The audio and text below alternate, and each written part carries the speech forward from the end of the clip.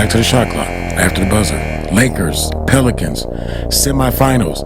Not what we thought we was going to be getting. 100. Look, I am very happy that the Lakers got a blowout victory. Don't get it twisted.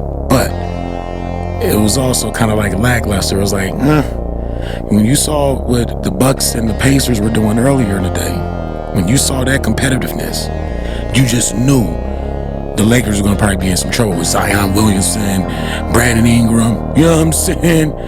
CJ, you know what I mean? And then they weren't. 100. You know, it's kind of hard to say what happened on the Pelican side. But let's just listen real quick to Austin Reeves, see what he has to say about tonight. Austin Reeves. Hey, it seemed pretty clear that LeBron set a tone just from the start. I wondered what you noticed first on the bench watching him, and then as you got in to those units and how that carried you guys a bit tonight.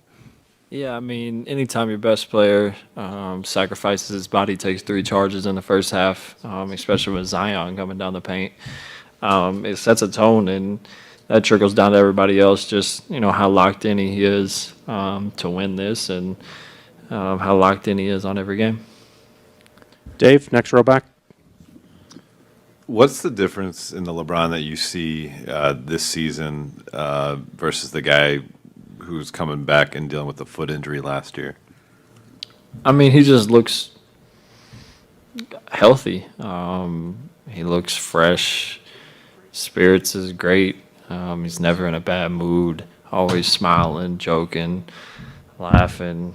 Just being LeBron. And like I said, when you're, you know, one of your best players, your best player acts like that, and it, you know, trickles down to everybody else, and you always just have a good vibe going on around the locker room. Now, you know what? Austin touched on one of the key moments that I thought about. Those 3 offensive fouls on Zion Williamson. Look, Zion was nowhere to be found tonight, and I just knew we were getting ready to see an explosive game, but I thought he was going to be dunking on people. I thought he was going to probably get AD a little frustrated. Like, you just don't know what to expect because, again, you don't see these guys all the time, so you only get a chance to see the highlights. And so when you see the highlights, it's like, so that's what you're expecting when you're coming up against the Lakers. But we didn't see that tonight. And could it have been the early foul trouble that kind of slowed him down? Well, let's just take a quick listen to Zion Williamson. Zion. Will on the left side. Zion, when we talked to Willie, one of the things he said was disappointing about tonight was just a lack of competitive spirit. I guess, what did you see out there? I agree. I agree with Coach said. What was kind of the root of that problem, in your opinion? Just competing. We weren't us. We weren't competing tonight. Tim, second row, left side. Tim McMahon, ESPN. You know, obviously this is a unique experience for you, having played in a lot of high-stakes games in the NBA. What can you learn from this? I got to be better. I got to be more aggressive, finding my shot. I got to do more things, get my team going. I think I was too laid back tonight, and I can't do that. And defensively, I got to be better. Okay. Zion definitely didn't want to be answering a couple of those questions, but let's just keep it 100. The competitiveness was true. The coach was 100 there. It just seemed like not everybody on the team tonight, for the Pelicans, had that competitive edge. It just didn't seem like it was there.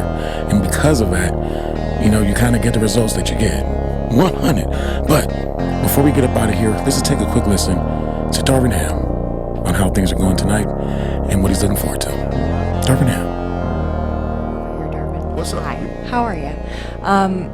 Tyrese Halliburton has just been on a tear lately, and now you all face him and the Pacers in the in-season championship here. What have you seen from him from afar, and do you have any preliminary thoughts you can share with us on a recipe to slow him down? No thoughts, definitely no recipe. I would just say, you know, it's refreshing to see a young player of his magnitude.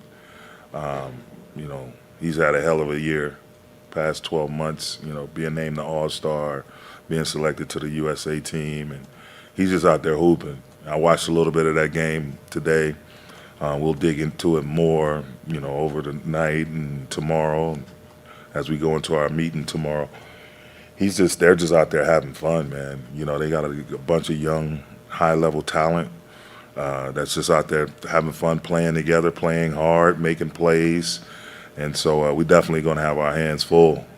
Huge win for them, knocking off Milwaukee. And, we can't take them for granted by any stretch. And, we'll do our preparation and come up with a good recipe that won't be shared once we land on something. But I can tell you the two main ingredients going up against this team is, again, we have to be ready to make multiple efforts, and we definitely got to have a next play mentality. Third row over here, Kobe. Hey, you hear the coach.